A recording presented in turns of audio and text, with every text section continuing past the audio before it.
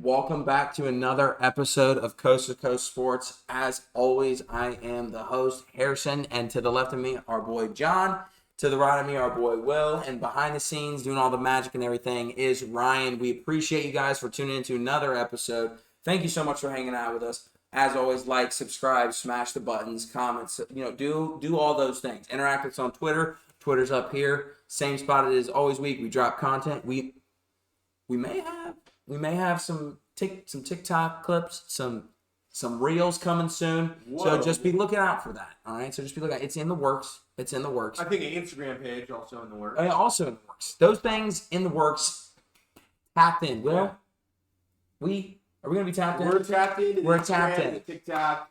So just make sure you're looking out for those things. We really appreciate you guys and being part of the community. We love you. We want you to support us. We want you to be a part of this. So always don't be afraid to interact with us. We love you guys. But John, you got anything to say to people before we get started? Good week of sports. We had a pretty good week of sports. Great week of sports. sports. Can I get a hashtag sports in the comments? sports. Hashtag sports in the comments. Hashtag generic things like hashtag go team. Yeah. Hashtag glad we played. Yeah. Stuff hashtag like that. sports with a Z. Ooh. Yeah. We're getting a little cryptic. Some things are bigger than sports. Yeah. Some things are bigger than sports, i.e. the world.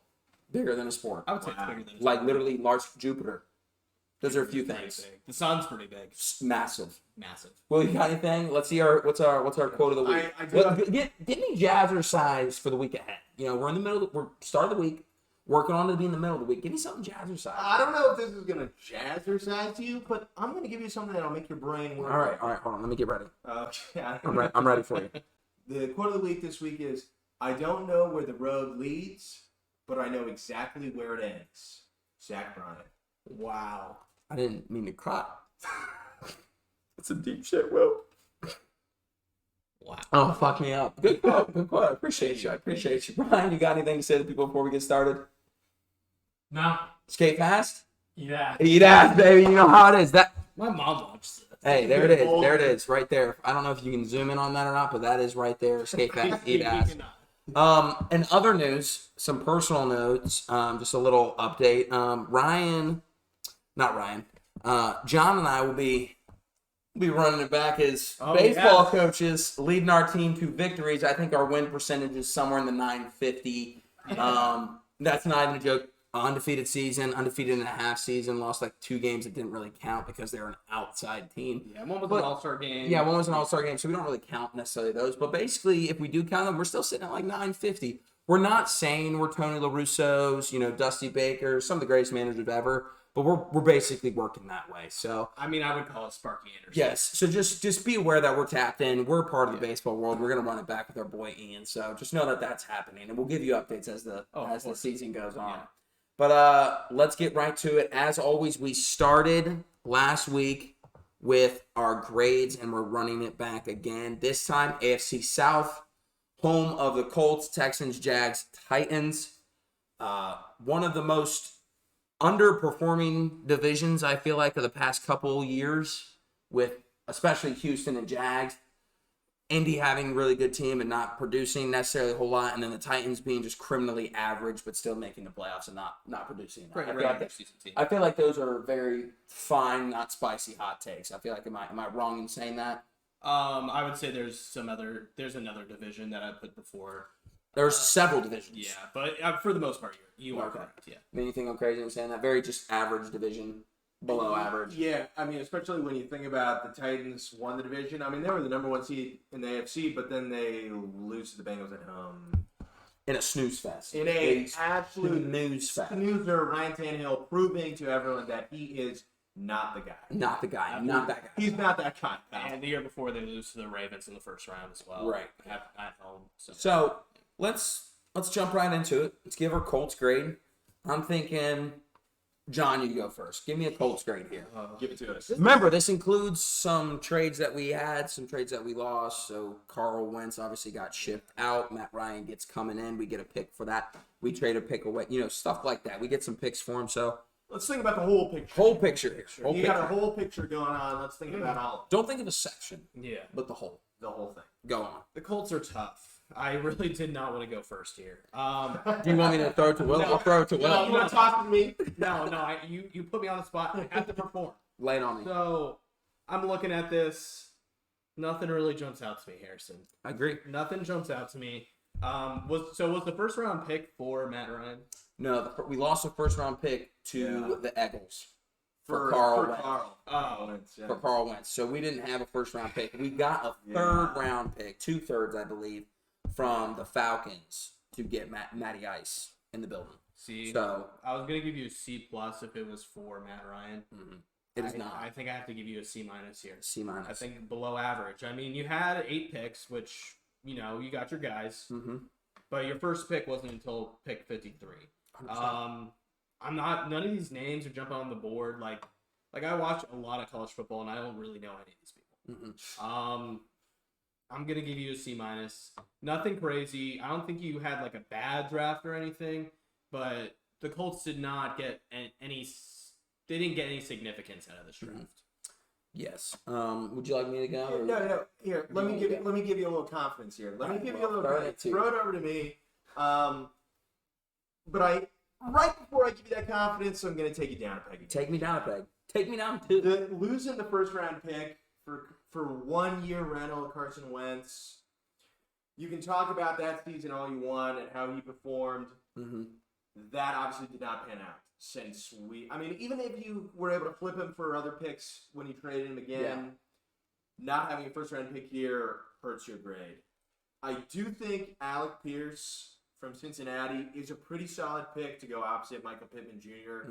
To give Matt Ryan another weapon. I also think that Bernard Ryman, forgive me for probably messing up your name. Sometimes I don't know how to pronounce. Hey, sometimes we do a Sometimes I don't little. know. We do a little Sometimes I don't mispronouncing. know. I think We do a little mispronouncing. Yeah, we do a little bit of mispronouncing. mispronouncing sometimes. I do think that is a good pick. He's old, and that's kind of why he fell. He's like 25 years old. But I think you can never have enough offensive tackles, and I think he has the tools to be a good player. The best pick here is actually Nick Cross from Maryland. I think he's a hard-hitting safety. Playing in the Big Ten, he knows how to play, and I think he'll fit right in with what they're trying to do. But I'm still going to give you a B- just because you don't have that first round pick. You were able to get Matt Ryan, throw in some maybe future picks. I don't have it in front of me. But I think you got enough weapons here to at least improve the team, but nothing really jumps out at you. But I'm still going to give it a B-. See, I'm going to actually split the difference between both of you, basically. And I'm going to be in that C+ C range. I'm going to go C+ here.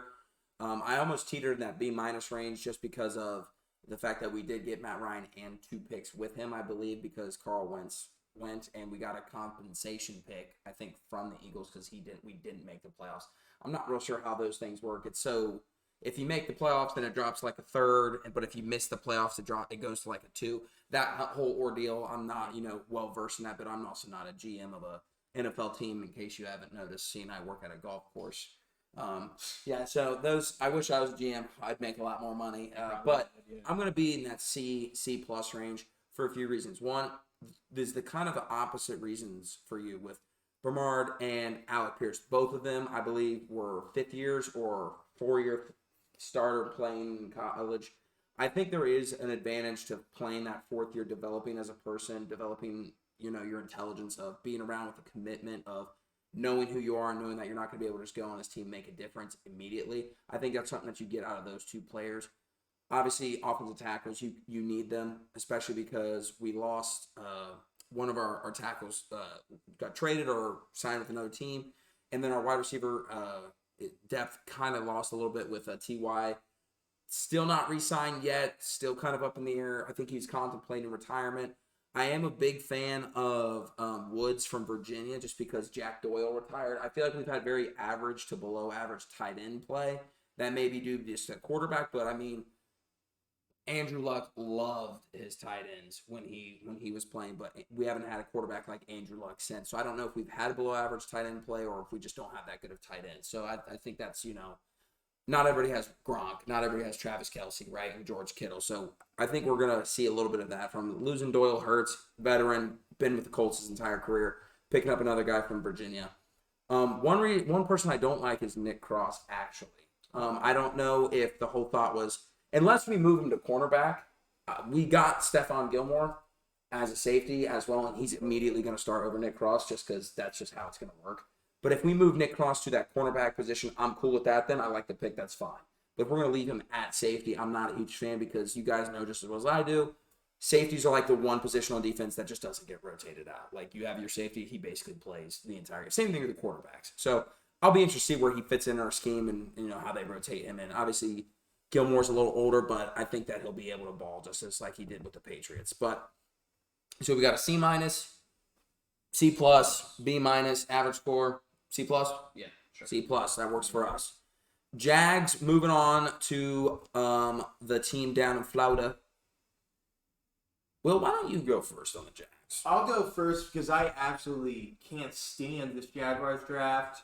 That's why I wanted you to go first. I knew you were going to bring the heat. Well, I hate the first pick. I mean, Trayvon Walker, to me, screams like a combine Hall of Famer. Mm-hmm. Like he looked great in his combine, in his pro days, but no one was really talking about him until after he had this one good season at Georgia where he wins the title on a stacked defense. Mm-hmm. I don't think he was the best edge rusher in the draft. He obviously has talent, but I don't see how this is making the Jaguars better today. And I also, they upgrade, and then they traded back into the first round and got a linebacker out of Utah, Devin Lloyd. They're stacked at kind of edge rushers, but I don't see any of them turning into like elite edge rushers that are worth trading back into the first round. Right. Well, I think there's an earthquake going on. I don't know. Something's falling. But I also, this is kind of the bigger deal to me is, I mean, where are the upgrades to, we got a little Sprite action, sponsored by Sprite. I wish. Don't. We'll get sued. I cannot stress this enough. We are not sponsored by Sprite. I cannot. If you want to, we are more than welcome. Actually, Mr. Pitt hit us up. Big Red. Talk to me. Yeah. Talk. I got connects. But go on. I'll wrap this up right here. I just wanted to point out that the Jaguars paid former Arizona Cardinals wide receiver Christian Kirk a absolutely ridiculous, indefensible $18 million a year with $37 million guaranteed. He totally wrecked the wide receiver free agent market. And also, I mean, where's the upgrades to the porous and failing Trevor Lawrence-led Jaguars offense from last year? We got defense, center, defense, a running back named Snoop Connor. Which he won't play because ETN will be coming back. ETN will be coming back. And then a defense. And what are we trotting out there? Christian Kirk on $20 million a year? What are we doing? Yeah. That's kind of my bigger deal is this offense is still going to be miserable no matter if Trayvon Walker is Lawrence Taylor. So for that, I'm giving this a C-. See, I'm actually going to go lower than you. I'm going to go lower. I'm going to go D+ for basically the same reason. I'll keep mine short and sweet. Is their defense is actually pretty solid. Like they've got some players on that side of the ball. I mean, that's the only reason they won any games with their defense, and it's the reason they were only in any of their games. Yeah. Their offense literally led the entire NFL season for like a total of 25 minutes. So most of that 25 minutes came from when they played the fucking Colts the last game of the year, when they led the entire game. So for you to go out and to be a draft defense, basically the entire draft, to me just seems like a real surprise. You'd like to think they would have drafted some offensive guys, especially with such a wide receiver heavy class. They didn't draft a single wide receiver. So I don't know if they're really selling on the fact that ETN is going to be a dog and that their running game is just going to open up a lot of their passing game, because their passing game is nothing to really set their sights on and hang their hat on as well. So I think I'm going D plus for those reasons. I just do not like it. I think they got dogs out of the draft class, but it's not going to benefit their team immediately. That's the way it would have been. Maybe getting the wide receiver, maybe getting a better offensive line, stuff like that. I feel like those are the things that I felt were more pressing of an issue than it was for just strictly defense. I mean, Josh Allen is a beast. Their edge rushers are solid. They're gonna keep you in games, but only one offensive weapon just seems like a real reach. So, and he's a running back. So I don't even when you drafted one last year. So I don't know, John. We're talking about a team that has a really good defense, like you guys said. Beat a playoff team 9-6 this year. People forget they beat the Bills 9-6 this year. Yeah, and they added nothing to their offense. That was scored 9 points in that game that they won. Absolutely. Especially in such a wide receiver heavy draft that was this year. You traded back up into the first round too, and you didn't draft a wide receiver. You had so many available at pick number 27. Yeah. So for that reason, and for the fact that they drafted a player from a football school with the name Baptist in their name, awesome. They get a D in my book. Okay. Well, maybe I'm not going hard enough. No, I mean, I think those are all fair grades. I think that you could obviously, I agree that you may have gone a little harder, but at the end of the day, we'll see. Maybe, who knows? Maybe they fucking maybe they go 10-7 and that can make a playoff. I mean, yeah, maybe the Jaguars win every game 6-0. Maybe they have a Blake Bortles year and make the AFC championship. I really doubt that happens. I do too, but maybe. But let's move on to the next team that we're talking about, which I believe is the Texans. Correct. The Texans are going. Do I want to go first? Do you want to go first? I think you're the only one that's first yet. So. I guess I'll go first. Okay. Well, let's go ahead and do the Texans. The Texans, I feel like, are just kind of a dumpster fire right now. With that being said, though, they did, I think, had a really good draft. Obviously, they got rid of Deshaun Watson, and they got, I feel like, a lot in return for him, and picks-wise. You go, their first 5 picks, or 6 picks, are first round, second round, third round, and all of them are early in those rounds. You go 3rd pick for the first round, 15th pick for the first round, 5th pick of the second round, 12th pick, and then 11th pick of the third round. And with that being said, I feel like they kind of hit all the areas that they needed to really address. Obviously, they're not going to replace J.J. Watt, so they definitely probably should have focused somewhat on the defensive side. But you go cornerback and Derek Stingley Jr. from LSU, who I think is a stud. I think he's going to be really good. He's long, he's athletic, he's quick as shit. I don't necessarily know if he's going to be their number 1 corner, if they're going to be like, oh, hey, you're going against Michael Pittman Jr., you're going to go against Odell today or Cooper Kupp. You're going to go against him. You're trying to lock them. I don't know if he's that guy yet. I think he's going to definitely have to prove that first. And then you go guard, which, once again, if you can get a good draft pick and a guard and you can land it, they spent a first round on him. So he obviously has some potential to be something, and that could be really good for him. So hopefully it is. But then they spray it around a little bit. You go guard, safety, wide receiver, inside linebacker, running back, D tackle, tight end, offensive tackle. So they definitely spread their picks all over the place, covering a little bit of spots, holes here and there, which I think is the best thing you can do when you're kind of a dumpster fire. The Browns, not everybody's in the Browns situation where you just kind of really need a quarterback to manage a team. Everything else is pretty shored up, except for like maybe your kicker. It's not so much as the Colts where it's like, okay, yeah, you could use a little help on the offensive line here, or, you know, the secondary and a quarterback. Or it's not like the Jags where it's like your defense is okay and your offense is terrible and they completely went the opposite direction. But I feel like with how bad they are and where they need help, and I think Davis Mills is a significantly underrated young quarterback in the NFL. I think he's actually going to put a lot of people on notice this year. So I'm going to be in that B-plus range for them because I feel like they are helping out in a lot of spaces that they need it. Plugging players in that need help. Not going all on one side of the ball and not going in one position, but they definitely spread their wealth out really well. So I'm giving them a B-plus. John? I love this draft.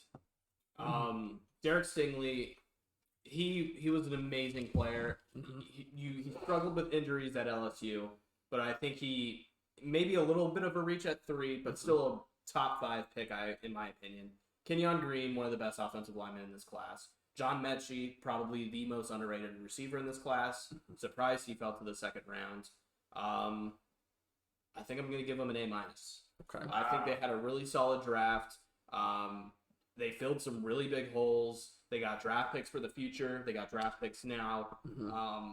I really like this draft.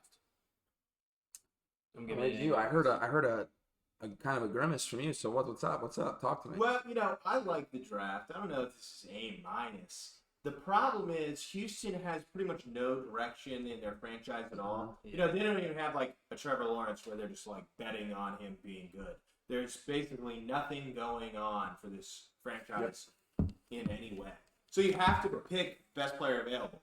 Yeah. Now, I think they reached a little bit on Derek Stingley at third. I don't think he was the third best player in this draft, but I do think he's going to be a solid pro, and he's going to be.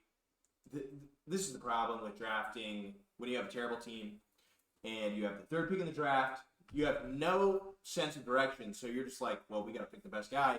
Because Derek Stingley Jr. is going to play on Houston for 5 years, and then he's going to sign a mega deal with a different team because Houston will still be bad. Right. But I still kind of like the draft. I think John Michie III, who's coming off that ACL, will eventually be a solid player. Productive player. Yeah, to get in the second round. And I think, honestly, their first 5 picks, they got 5 people who can start on their team right away and just start playing NFL football and seeing if they have anything going. This is such a draft where they are preparing to win, 3 games again next year, have a terrible record again and draft like a top QB, a real huge difference maker that can turn a franchise around. Yes. They don't even actually have to play that because that first round pick that they have, depending on, they don't have to play terrible, right? They're going to still try and win, but because of the first round picks they got from the Browns for Daddy Dushan, they might be able to send that first round and somebody else away forward to getting to that higher up. So it's like they're definitely going to try and compete, I think, but this is why I said I think they just plugged a lot of spots because I think, like you said, they're definitely going to be in that 4 to 5 win range and below. Yeah. And with that case, you're going to have a loaded draft class of QBs. So with that, when you have 9 picks, you come out with 5 probably starters on your dog shit team, I'll give you a B+. I'll throw you a B+. I don't see any game breakers or franchise changers, and that's holding me back from giving it an A. Hey, and I think that's a fair grade personally. But B+, A-minus. B+, A-, overall score, B+. You pointed at me. Yes, I did, but I didn't mean to. Sorry. So moving on to our final team, the snooze fest every year of just decent play, but wins a bunch of games. The Tennessee Titans. Talk to me, Eric. What do you got for me? Tennessee Titans. This really seems like a draft that has really high ceiling and really low floor. Yeah. When you trade away your only other offensive weapon besides Derrick Henry and A.J. Brown to the Eagles, which was kind of like, what the F is going on? And you're trying to replace him with Treylon Burks because you don't want to pay A.J. Brown. Okay, if that's how the Titans want to play this NFL game, go on for it. And they also still haven't re-signed Julio.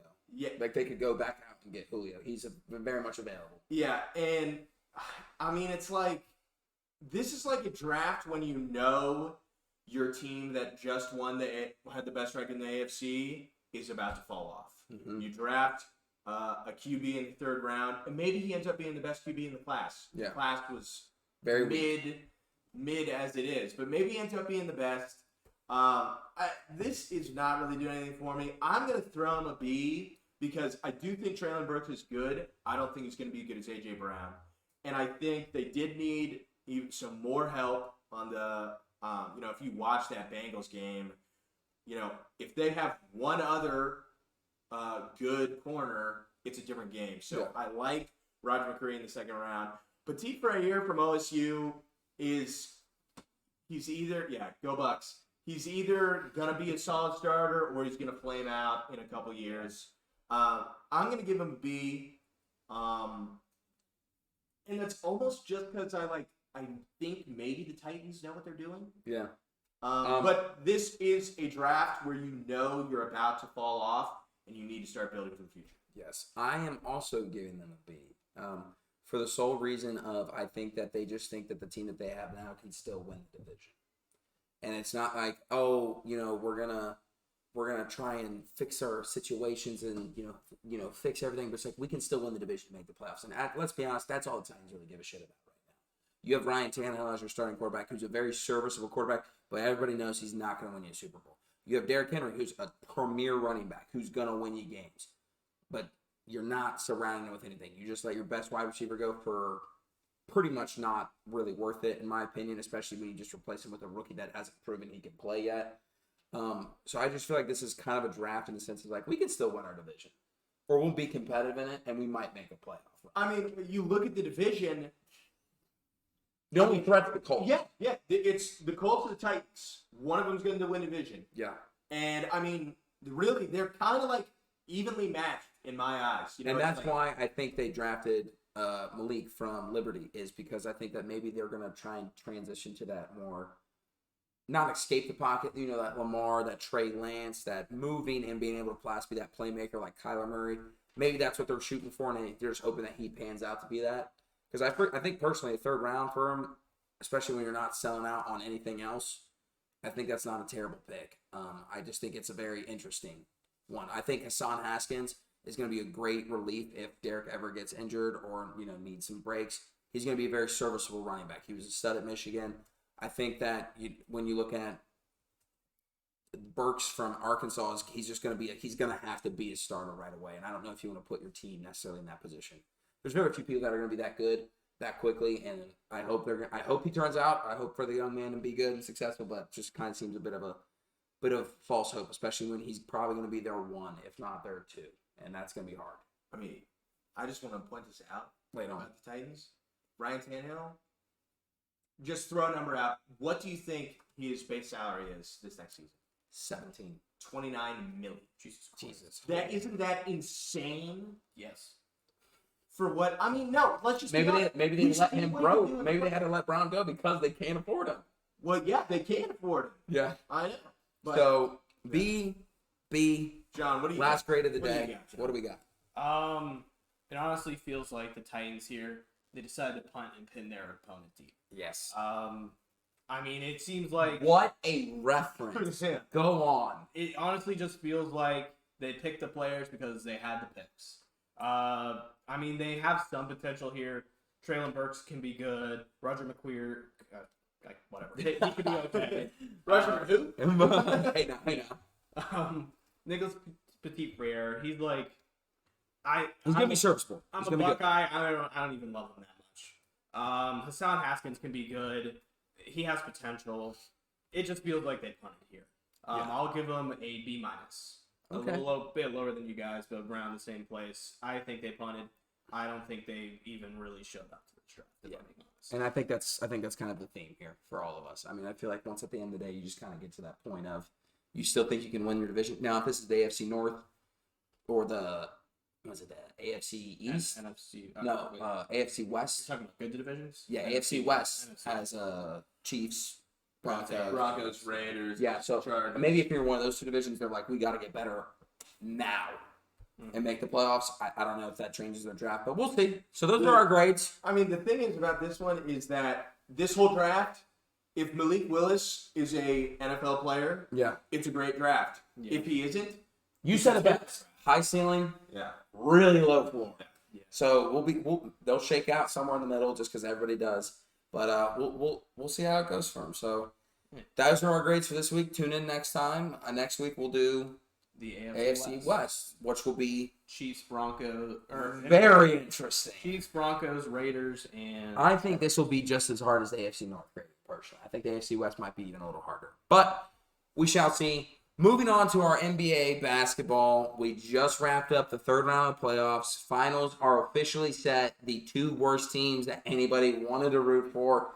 Celtics versus Warriors. Warriors finished the Mavs in 5, like I think we all said. I think nobody picked it to go I 6, think we right? all said 5. I think we all said 5.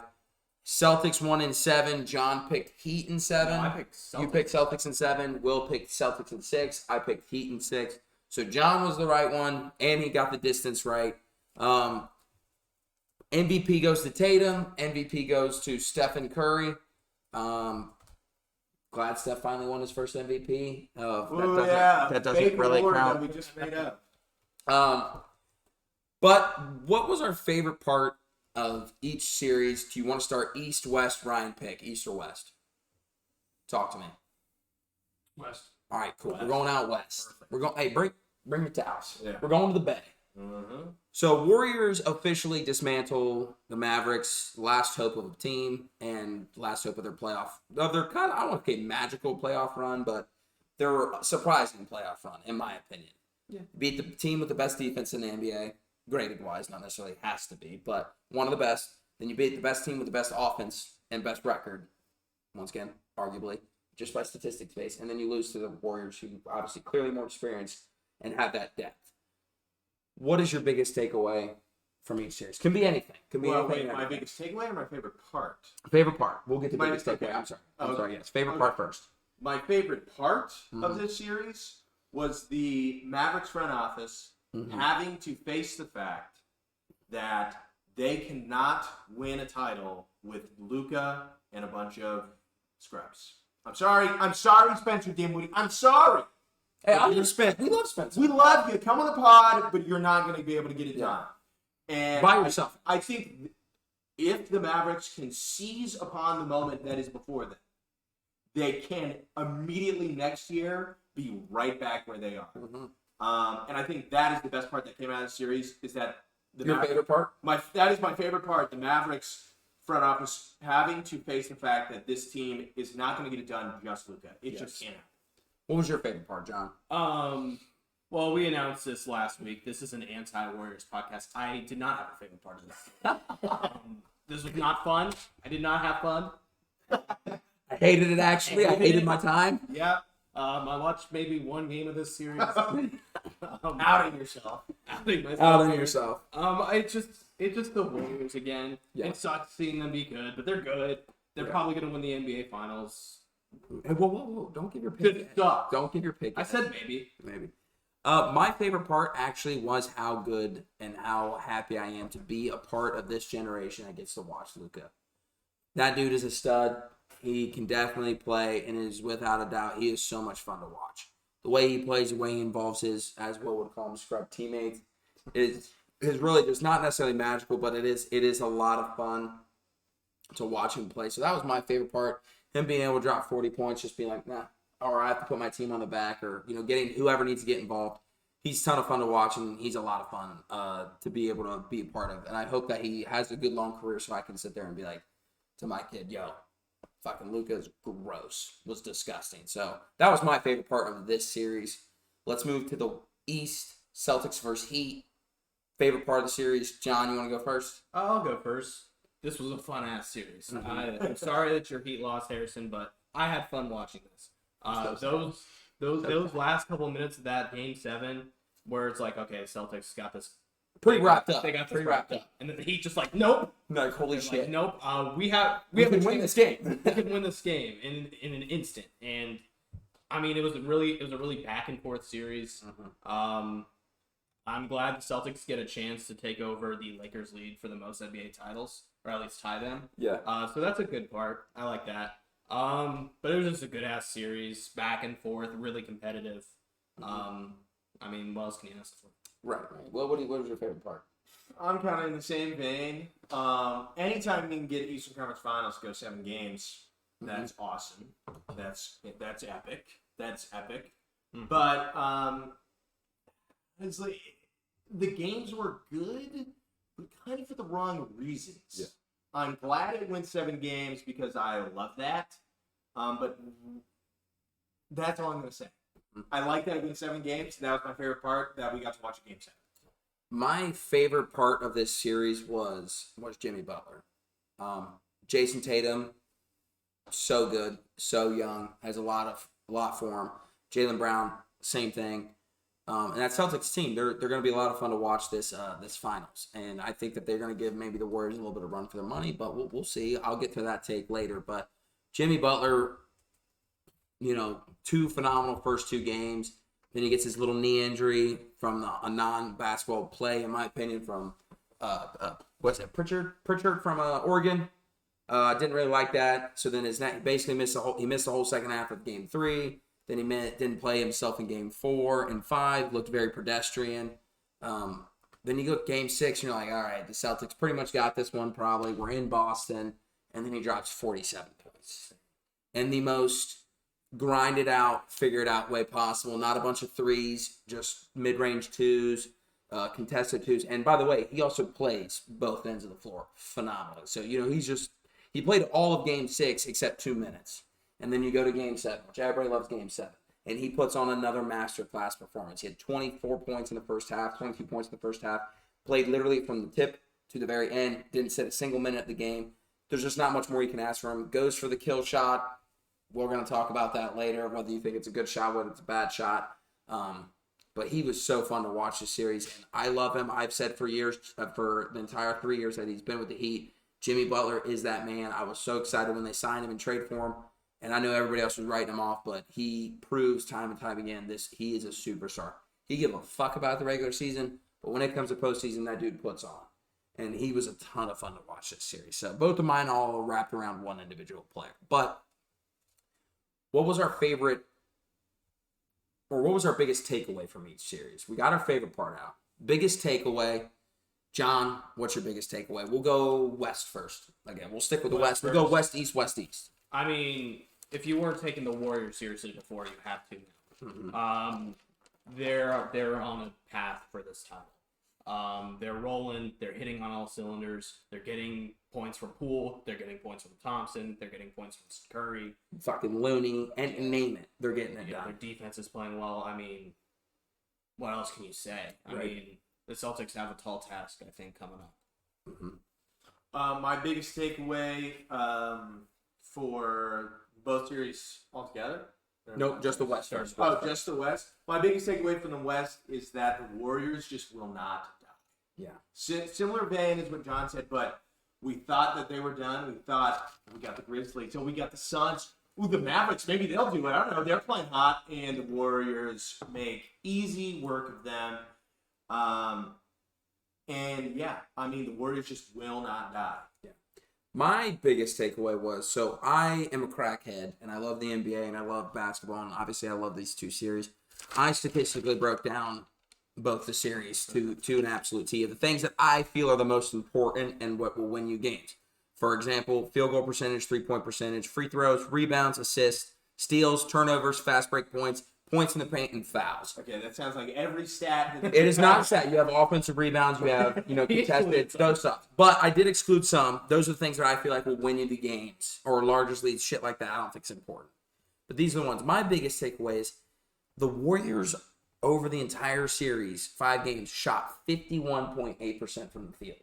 That is fucking insane. And then they go and shoot 38.7% from 3, which is good. That's above average, right? But 51.8% from the field is ungodly.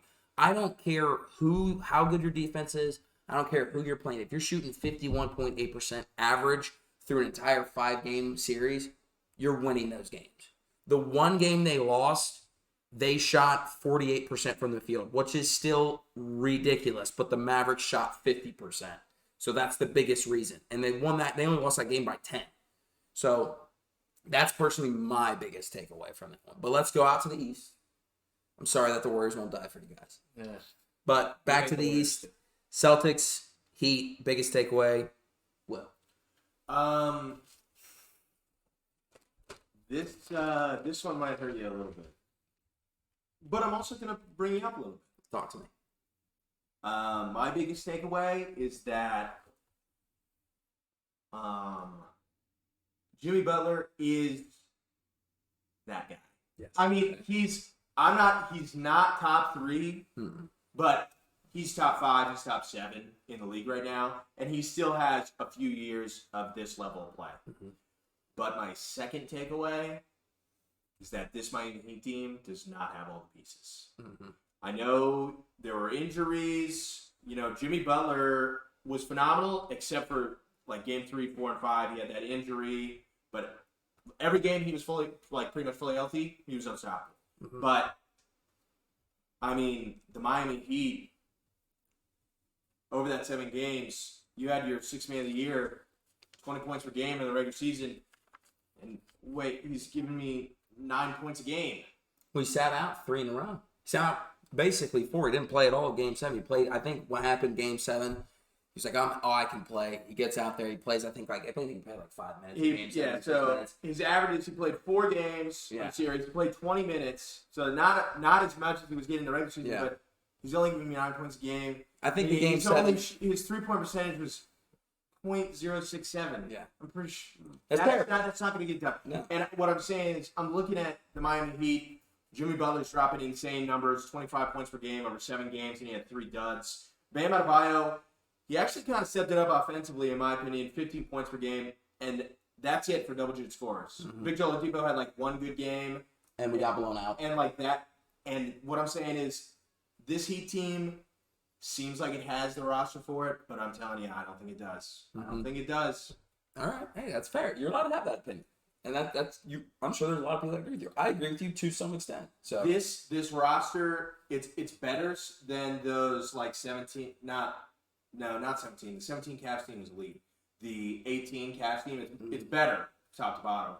But I get the same feeling of it's Jimmy Butler, and then it's everybody else. Let's hope like Kyle Lowry can give us 15 points, because if he doesn't, I don't know if it's gonna work out. Right. John, biggest takeaway. You focus on the Heat. I'll focus a little more on the Celtics. I think the Celtics, they got a solid. They're a scrappy team. Yeah. They're going to fight till the end. They're going to beat you defensively. Jason Tatum's going to be Jason Tatum. Mm-hmm. He's probably one of the up and coming players. Yeah, one of the best for sure. Like, he's insane. The Celtics, they're scrappy. They're going to get you at home. They're going to win those games. And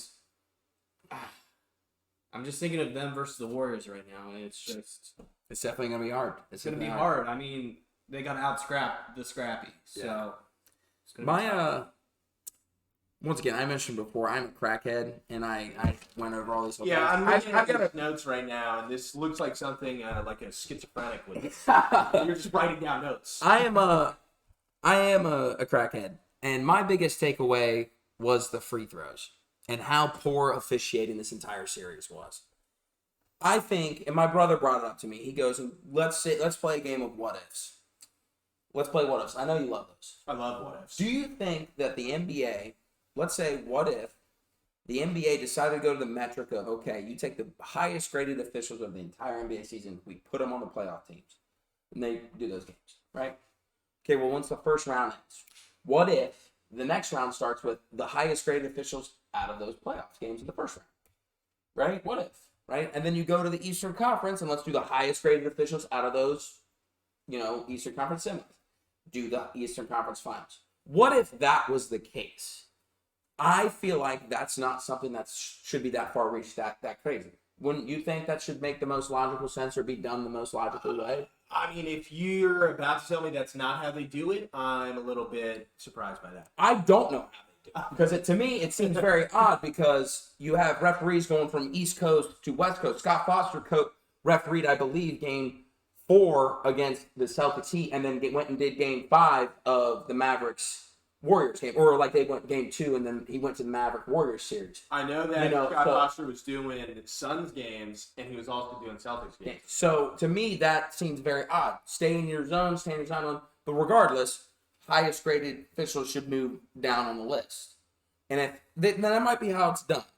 And I'm pretty sure it's not, because Nick Wright, obviously very well known ESPN writer, highlighted that on Twitter once he saw how poorly officiated this Game 7 was and this entire series was. But going on to that, what if that was the case? Maybe we would have had a better refereed series. And the only reason I say that it is poorly refereed is because let's just go between the Mavericks and the Warriors. Total fouls over 5 games for the Mavericks equaled 92 fouls total. Total fouls for the Warriors were 109. Okay? Are you telling me that the Celtics and the Heat are playing so much more physical that the Celtics over 7 games, which is 2 more games, but average is 153 and the Heat is 156? Okay, fine. You know what? Maybe not add the 2 games. Maybe they are more physical, whatever. But those averages still favor in this series. But you're telling me that the Celtics defense is so exponentially good, that the Heat's defense is so exponentially bad, that we fouled the Celtics so much that they shot 201 free throws and won 7-game series. And the Heat shot 147 only. You're telling me that the Heat are playing so poorly defensively that they're just hacking and fouling away, and the Celtics are playing so exponentially phenomenal that they are playing and only giving up 147 free throws over 7 games. You're not gonna sell me on that. Especially when they go game 4, they shoot 38 free throws, and they go game 5, they shoot 23 free throws, and then game 6, they shoot 31 free throws. And in the combined total of those 3 games, the Heat go 14 free throws, 14 free throws, 14 free throws. They had a total of a plus 54 free throw advantage over the Heat. And to me, that matters the most. But regardless, the Heat did not get it done, right? They played very, very subpar in the things that they played the best. Believe it or not, the Heat had the highest three-point percentage shooting team in all of the NBA. They did not showcase that this playoffs. And I don't want to hang my hat on, we were injured. Fuck that. Everybody's injured, right? Kyle Lowry popping his hamstring, a soft tissue injury, always is a struggle to come back with and play at a high level. To me, you could see his shots were very flat-footed. They felt like piss missiles. Whatever, that's fine. But when I look at these statistical categories, the Celtics beat the Heat, and out of those ones I named before, the free throw, 3-point percentage, free throws and shit, the Celtics beat the Heat in 7 of the 10 categories. The Heat won 3. The Mavericks and the Warriors were the same thing. The Warriors beat the Mavericks 7-3, but their series was only 5 games. So the fact that the Heat were in this series and made it to 7 games, losing all categories except points in the paint, which we only won by 18, and turnovers, which we won by pretty large sum there of 20, and then steals, which we won by 58-41. Those are the 3 categories we beat the Celtics in. But other than that, the Celtics won every other category. And the fact of the matter is we were still in a 7-game series is very surprising to me. I feel like the Heat were the better team and are still to this day the better team than the Celtics based on those facts alone. I think if you take the one game where the Heat lost by 6 and where the Heat lost by 20 and the Celtics shot 38 free throws and the Heat shot 14, I mean, and they made 32 of those 38s. That's more than 20 points right there. And I just feel like that was my biggest takeaway. I feel like the officiating in that series was very poor. Obviously, I have a dog in the fight, so maybe that's why I'm thinking that so much. But when you have Stephen A. Smith addressing the media, who nobody likes Stephen A. Smith, and nobody really trusts his opinion on a lot of things. But when you have him saying that Scott Foster, who, by the way, is now 12-0 for the Celtics have yet to lose a game when Scott Foster's the lead official, which to me should mean he shouldn't get a Celtics game. If he's truly the best official left in the NBA, fine. And he's got the highest grade scores, sure. But the fact that there is such a statistical advantage of having him as an official where your people are tracking that his team is undefeated when he's the lead official seems to be a cause for concern. So was that 12 playoff games? Just this playoffs. The Celtics are 12-0. Okay. Celtics, the Suns, Chris Paul, I think over his entire career is like 0-14 when Scott Foster's the lead official. So, to me, I think that's a big takeaway, is the officiating to me just was very subpar and was very poor. But other than that, I thought that was a good series, 7 games. Didn't go the way I wanted it to go. It is what it is. But Ryan, I know I sent you that DM of the Max Strus 3. I want to just touch on this very briefly. I'll play it for the boys here. Do you honestly think that he is out of bounds? I saw this before. Why don't you let it play? Yeah. I'm trying to get a good freeze frame for you. See, I feel like that's the closest you're gonna get. I'm saying that it looks like he's out of bounds. You think he's out of bounds? It looks like he's out of bounds to me. Where is he out of bounds? That is a shadow, sir. Right, he's out of bounds right here. That's in play. That's in play. It's so close to where So close. Would you say that it is indefinitely and without a doubt so in bounds that you go back and review it and overturn it? I would say that I would not go back like 4 minutes and take it away. 4 minutes real time, 2 minutes and 30 game time. I mean, I also want to see the other angle of this too. The other angle is just as bad. It's just If I was reffing the game and I saw that happen in front of me, I would say he was at bats. I probably would have. I would blow the whistle. Blow the whistle dead, right? Yeah. And if he felt that way. Now the training referee. It looks like he's at. He also travels. To me, I don't think. No, it's called a collection step. It's not a travel. Okay. Yeah, the NBA has it. It's you don't. That's not one. The problem I have more than anything is the only reason this was reviewed is because the referee deemed, or the officiating crew deemed, that he was too close to the 2-point line, so they wanted to make sure it was a 3-pointer. Well, it's definitely a 3-pointer. For sure, a 3-pointer. But the thing is, since they're like, oh wow, he looks really fucking close. Let's then overturn this because we're not 1,000%. Listen, I'm telling you, I think he's out of bounds, bro. I'm just saying, I thought he was Clearly, the officials agree with you. I'm saying whatever way you call it, there is not enough to overturn. This was overturned. Yes, that 3-pointer made it. It was overturned after 2 minutes of 2 minutes and 30 seconds of game time went by. Next dead ball came in. The Max Strus 3 has been voided. He was out of bounds. Oh, well, that's fucked. 5 minutes had passed in real time. That's fucked. So that's, I'm not saying that's the reason the Heat lost. I'm just saying when you lose by 4, every point matters. And to me, it doesn't even really matter. We had a terrible free throw shooting percentage. We missed, I think, 10 free throws. Free throws win you games. We were 16 of 24. We missed 8 free throws. We lost by 4. That to me is a bigger reason why we lost that game.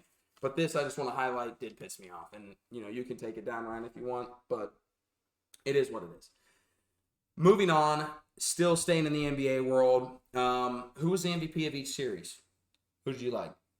I think you gotta give it to the winning team.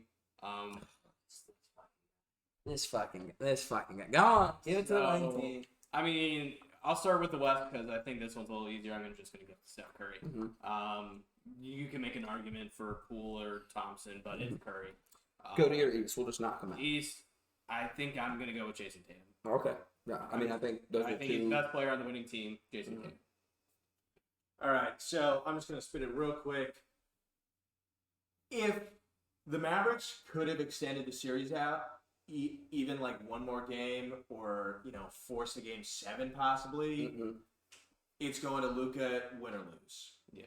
But when it's 4-1, even if Luka is dropping 40 bangers every night, you can't get the MVP there. Now, I am going to say the opposite of that, because the MVP, the most valuable player on the floor in the Heat Celtics series, was Jimmy Butler. He's the only reason that they won 3 games in the first place. And if he doesn't get hurt and drop real pedestrian games, obviously he wasn't playing a whole lot of minutes in Game 3, I think he sat all 4 quarters. Yeah, but Game 3, Game 4, Game 5, if Jimmy Butler's healthy, if he's even giving you double, half of what he was doing in the other games, the Heat are coming out with the victory. So I'm giving it to Jimmy Butler. And I think, honestly, you have no honor. I'm not going to respect you if you are picking anyone other than Jimmy Butler in this series. It's the same reason that LeBron James should have won the 2015 NBA Finals MVP. And the 2018. The 2018. 18, yeah. 18. When he got swept by the Warriors. Because him and Jimmy Butler this series were obviously the most valuable players on the court. And if they were not on the court, then the games would be unwatchable. The Heat just did not have it other than Jimmy Butler. And, there was a couple games where Max Strus went off, Bam played well, but Jimmy Butler is the MVP of the series. Yeah, I'm in the same vein as you. To me, MVP, without a doubt, is Luka Doncic. I understand your reasoning that if he extends it, but let's be honest, if the Mavs don't have him and you remove him from that team, that's the whole way I look at MVPs. If you remove that piece, if you remove Steph from the Warriors, they're still going to win. Yeah, they're probably still going to win that series. Even if he blows his ACL out and they play this Maverick series, I think it goes to 6, maybe 7 at best for the Mavs and the Warriors. But I think the Warriors still either do it in 5 or 6 at most. So that's the reason I'm picking Luka. If you remove Luka from that team, they are getting beat so bad games 1 and 2 that they might just forfeit games 3 and 4. They might quit. So I think that to me is a huge disadvantage, a stupid rule that you have to pick this because it's the winning team. They don't have to, just everybody does. And the thing that bothered me is I believe Steph was unanimous. Yeah. Not a single person voted for Luka. That's terrible. But then you flash to the East. Same thing. I think Jaylen Brown arguably could have won it over Jason Tatum. Jason Tatum had a game where he had 10 points. Brown had 41. Brown played phenomenal for the Celtics all series. I think he guarded Jimmy more than anybody. Him and Smart did. And, he played a huge role in those games of them winning and stuff. So if I was going to pick a winning team, I'd flip between Jalen and Jason. But I think I would honestly maybe give it to Jalen a little bit more just because of his offensive prowess was a little bit better. But Jason did involve his team. So I think it's a coin flip there. But to me, I'm agree with you. If you think it is anybody other than Jimmy Butler, I don't respect your opinion. Not in the sense like you said you have to give it to the winning team. If you're doing the whole he doesn't have to go to the winning team, then that's fine.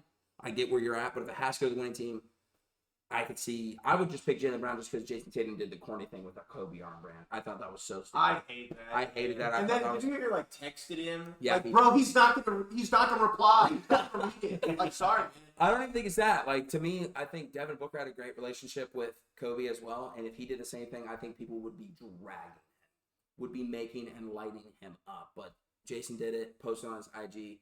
I get it if he means someone to you. I still talk to my buddy that passed away all the time. Not via text, but just in general. So I understand the relationship he has there, but don't post about it. Keep that to yourself, in my opinion. And like I said, if somebody else did that, I think they would drag him. They would make fun of him. So I think it's Jimmy Butler, without a doubt, MVP of each series. But JB at least got a vote. JB did get a vote. 8-1. It was literally 8-1. Once again, I am surprised that he got only one. I think it should have been much closer than it was. And I'd be curious to see if a losing team did win it, if they'd even accept it. I don't know if they could be like, nah, fuck that shit. Or they just walk down and be like, tough series. Congratulations. Yeah, Celtics. I don't even want to talk. Appreciate you guys. Good luck. Go do your thing. Represent the East. Whatever bullshit. And then just leave. I don't know how that works. I'd be curious to see how it works. But we got to that. Let's move on to the preview. Warriors versus Celtics. Wrapping up the third round. Getting everything. Any final comments to the third round? RIP to the Heat. RIP to the Mavericks. We'll hopefully see you guys next year. But now it's the two worst teams anybody wanted to root for. Mm-hmm. Now it's the Warriors versus Celtics. Call it now. Ryan, who's winning it all? Warriors. John, Warriors or Celtics? Can I quote? Can I get a quote? Give me a quote. So there's a famous video that's out there. It's like an older video. If it's this fucking video, I think it is. I saw it because Colby Almanese and Ben Gabru retweeted it every time. If it's the video I think it is, I'm going to scream. I don't know what it is. And it is. Who's going to win it? The Celtics. There's no other reason why. The Celtics are the balls. The Celtics are the balls. They're winning in 6. Winning in 6. Okay. Wow. Warriors or Celtics? It's Warriors in 6. Warriors in 6. See, I think this is a very fun series. You got 123 finals games compared to 0. So I think it's really fun. I think the Warriors win in 4. I think the Warriors literally sweep the Celtics, and I'm not joking. I think this will be – the Warriors are so unequivocally better. The Heat played so bad from 3-point from so many games, and we took them to 7. The more people I feel like are in the NBA world are talking about the Heat and how – Colin Cowherd, I love him. I know you guys don't. Or have mixed feelings on. He talked about there's very few cases where you sit there and you talk about a team that got beat more than you talk about the team that won. Cavaliers in 2018, perfect example. When the Warriors won in 4, nobody was like, oh my God, the Warriors won in 4. They swept the Cavs. Nobody was shocked by that. Everybody was kind of expecting it. But when you're going, LeBron had fucking 51 points and averaged a triple-double the entire series. That's never been done before. Or LeBron had no help. When you're talking about the team that's losing more than you're talking about the team that's winning, I think the Warriors they dominated the Mavericks in the paint. And I don't think the Celtics have much to keep up with them. Jason Tatum is going to get his. I mean, the Warriors beat the Mavericks 246 to 164 in points in the paint. Not even close. Then you have Gary Payton Jr. coming back. Or Gary Payton the second. Oh, that is Jr. I'm an idiot. Gary Payton Jr. coming back, that he'll be game time decision. You got Andre Iguodala, who's obviously very experienced and well-versed in finals games, coming back as well. I think the Warriors, the Celtics might steal one. maybe I'll give them, especially if Scott Foster's refereeing. Maybe Celtics, Warriors in 5, but I genuinely think the Warriors can sweep the Celtics, and it won't. I don't think this series will be close. I'll be generous. I'll say Warriors in 5, and I personally am rooting for the Warriors. There's a point in I think everybody's life that no matter how much you hate a team or how much you want to root against a team, you do respect greatness, especially when your team's no longer in it. It's kind of like it's kind of like when you sit there and be like the Cavs when the Heat would lose and get bounced. Like, all right, I want to see LeBron do it. Go ahead, fuck it. Let's go, LeBron. No, that's me. That's me personally. I'm saying that's what I am. That's the way I do. I'm at the Warriors. They're in 6 finals of 8 times, right? They're 6 of 8. I don't want to see Steph get another ring and Draymond and Clay, but I want to see them be like, I just witnessed one of the greatest sports dynasties of recent history. And I'm not knocking the Celtics for the fact that they kind of got there on a little bit of an easier path in the sense of they played the Nets, who they only beat them by a combined total of 14 points, but they beat the Bucks in 7 without Chris Middleton basically the entire series. I'm pretty sure they're missing him. Then they beat the Heat with an injured Tyler Hero, who's giving you 20 off the bench for 3 games, basically 4. Kyle Lowry still not finding himself and missing some playing time. I'm not saying it's cheap. You got to play the people in front of you. I'm not discrediting it, but it is what it is. I think that the Warriors are healthy. They're healthier, and they're getting healthier. So I think they'll dismantle the Celtics. So I'm saying Warriors in 5, and that's a generous 5. But Death being pointed at the earth. give me Andre Iguodala to give me to say this. MVP of the series. I already said it was. Oh, MVP. For the finals MVP? Yeah, finals and MVP. Honestly, I'm going to throw this one out there for you. Talk to me. I know you're going to say it. I don't think you know what I'm going to say. Go I'm ahead. going to say Andrew Wiggins win finals MVP. Okay, that's not what I was going to say. Finals MVP. Probably Jimmy Butler. He's in the finals, right? I wish. Jason Tatum, I guess. Jason Tatum. Okay. Give me the Celtics one just in case they. Celtics MVP. It's gonna be Jason Tatum, even if he doesn't play that. Yeah. Even if because Jason Tatum is like the media darling right now. Yeah, of course. Everyone loves him, so he would win. Yeah. Give me the Warriors, even if they don't. Steph Curry. Steph Curry. I'm gonna go MVP. Warriors is gonna be. I would love Jordan Poole if you said Jordan Poole. I was flipping between Kevin Looney and Jordan Poole, honestly. Kevin Looney, in my opinion, has been arguably the most valuable player. The way I look at it is where the Warriors are going to be advantaging them is their second and third guy. It's either going to be Klay Thompson, Kevin Looney, or Jordan Poole. I'll go Klay just because I think Klay might be able to advantage from the fact that Marcus Smart and Jason Tatum are probably going to focus on Steph more than anything. So give me Klay, Finals MVP. Maybe Draymond might sneak in there. No. Celtics Are the balls. Celtics are the balls. Suck my ass. Give me Jaylen Brown. I think he'll have a better performance than Jason Tatum will. But that kind of wraps up our NBA talk. So I'm moving towards the 2-minute drill. Ryan, talk to me. Do we got everything in order? Do we got the Uno momento, por favor? I'll get the. I think one of them you mentioned is the Big 12 Texas one, right? I think that's something in there. I'll get that video pulled up for the boys because I know. Maybe a little time filler here. I know John absolutely loved this. Look at this. Oh yeah, Look I at liked this. it. First of all, you got a Big 12 upset in theory. Right? Texas was one of the favored teams this year, and you have this closing pitcher. Well, look at this. Oh, strikeout, not even close. Close by field. First of all, flashes to Oklahoma, horns down. Oh, tell him to suck my ass. That dude is that was gross. And third overall. Can we also talk about how Rutgers was absolutely snubbed from the Totally snubbed. College World Series? Why is Ole Miss in there? Yeah, why is Ole Miss in there? NC State was better than What Big Ten teams made it? Michigan and Maryland. That's it? Yeah. Oh, yeah.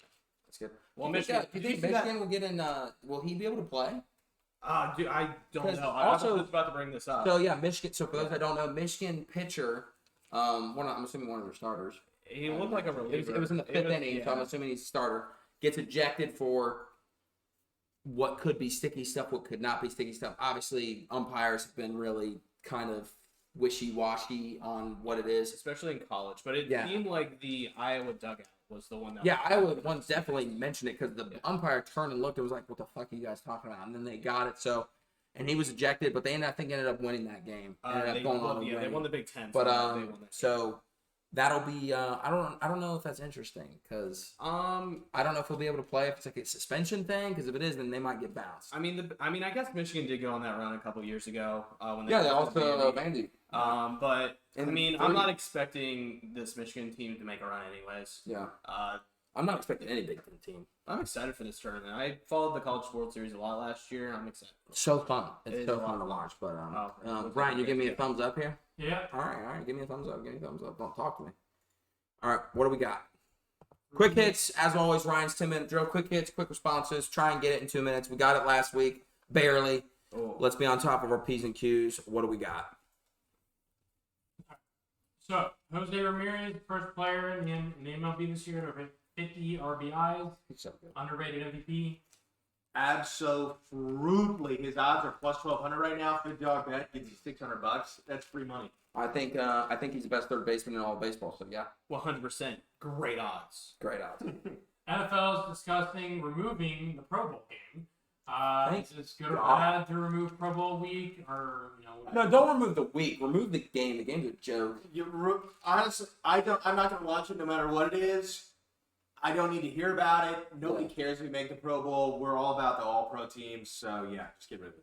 Yeah, the Pro Bowl just shows the pussification of America that's happening. Oh, So geez. true. Salute. Go on. NFL draft lottery is officially set. Orlando OKC Rockets, then followed by the Kings. The Pistons round out the top 5. Who's going to be number 1? Okay. Who's going number 1? I don't know. Who do you think? I'm going Pablo.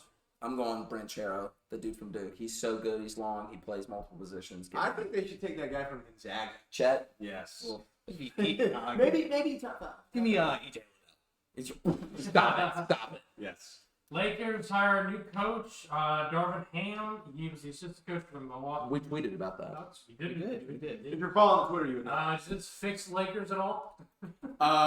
They got way more problems than Darvin Ham can come in and fix.